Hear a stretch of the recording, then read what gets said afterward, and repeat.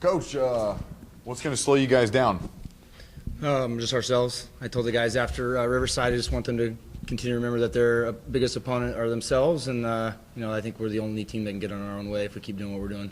Is the national ranking something you guys have talked about, give you a vote of confidence? Yeah. Oh, yeah. It was one of our many goals we had at the beginning of the year.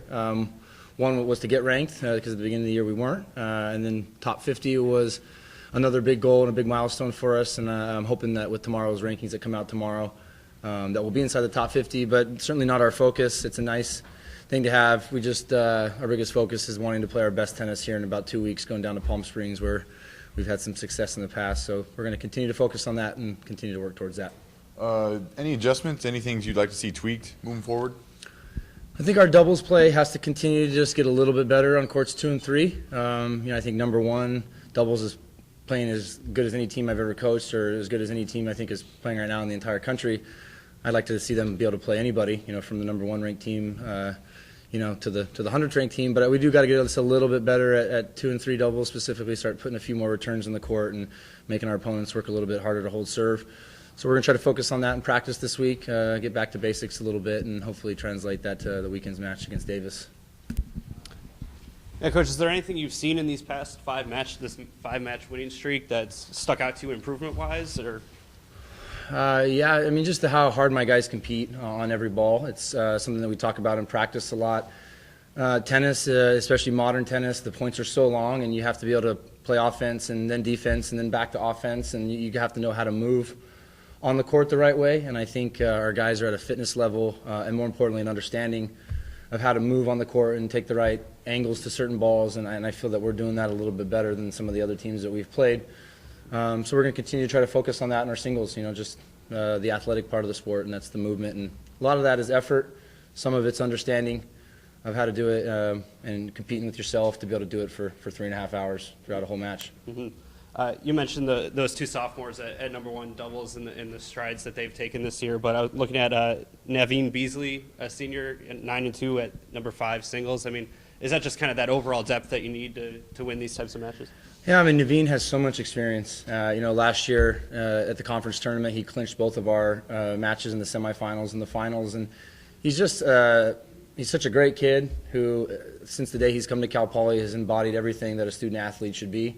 And I know that just his experience alone down there in the lower part of the lineup is going to give us a great chance to win matches. And on top of that, he's a very good player. He's very fit, and he's a senior. He has a chance to leave as one of the most decorated athletes in Cal Poly history, to be honest with you, as a potential to get a 3rd ring, a 3rd trip to the in-state tournament. And I know he really, really wants it, and I want it for him because how much he's meant to the program over the last 4 years. Coach, can you talk about some of the things that have changed from last year with this team? It seemed like you guys struggled more last year in spots. Yeah, we started last year with just a lot of injuries. And I also just think our culture this year is very strong.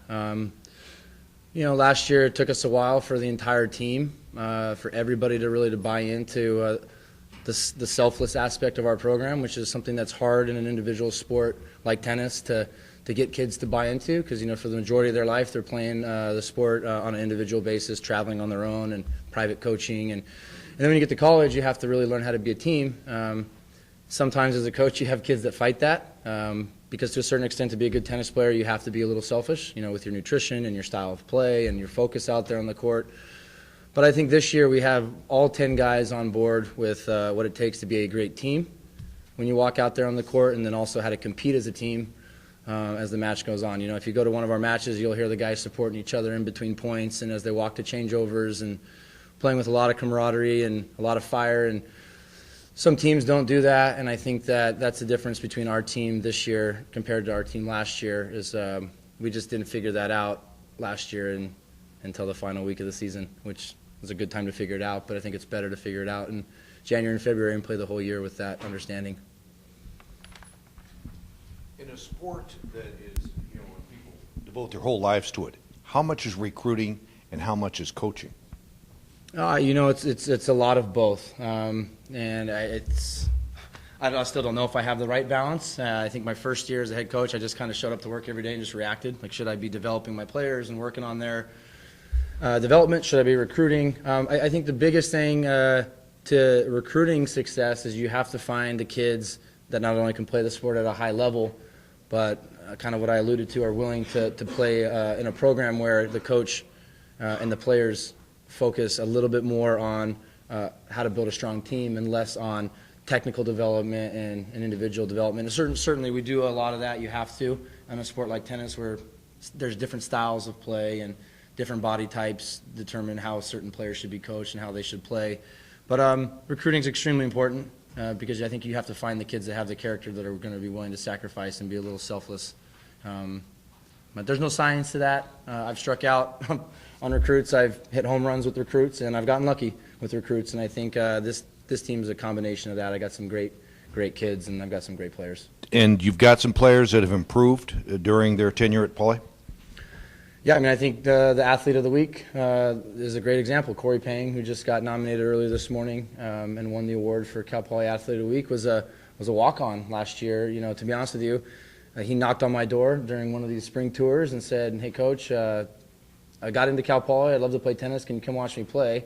And then when I wanted to watch him play over the summer, I just couldn't believe that he wasn't heavily recruited by a lot of schools. And so, again, I got lucky. And then last year he worked extremely hard on his game, and he's just developed into an outstanding all-court player in singles and doubles. And as a coach, I think those are the stories that I like to tell, the kids that came in and really wanted to be a Cal Poly athlete and have done everything possible to not only earn that roster spot, but then to be a tremendous asset to the team. Corey's a phenomenal example of a guy who's developed and become that.